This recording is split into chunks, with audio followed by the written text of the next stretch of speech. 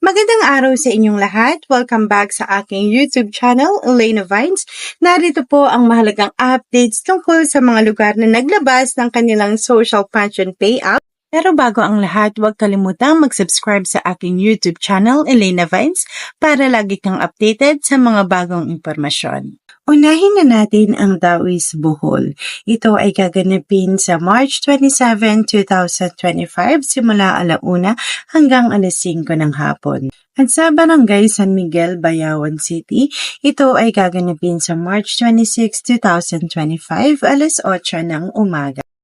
At sa Barangay Alanib, Lantapan, Bukidnon, ito ay gaganapin sa March 27, 2025 1:00 ng hapon. At sa Municipality of Quezon, Province of Palawan, ito ay gaganapin sa April 1, 2025, Barangay Berong, Barangay Aramay 1 at Isugon. April 2 naman, Barangay Maasin, Kalatagbakan, Tabon at Pinaglabanan. Sa April 3, 2025, Barangay Kinlogan, Kalumpang at Tagusaw. At April 4, 2025, Barangay Sawangan, Malatgaw, Panitian. At sa April 5, 2025, ito ay ang Barangay Alonso. At sa Boston, Davao Oriental, ito ay gaganapin from April 7 up to April 8, 2025. At sa may Santa Maria, Bulacan, ito ay gaganapin sa March 27, 2025, simula 8:00 ng umaga hanggang 12:00 ng tanghali.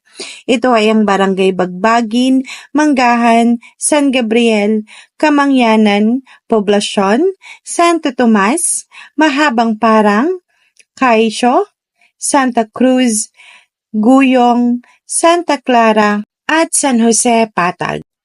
At iyan ang mga nadagdag na lugar para sa Social Pension Update for March and April 2025. Kaya manatili kayong nakatutok sa aking channel para sa mga pinakabagong updates sa social pension payouts at iba pang informative videos.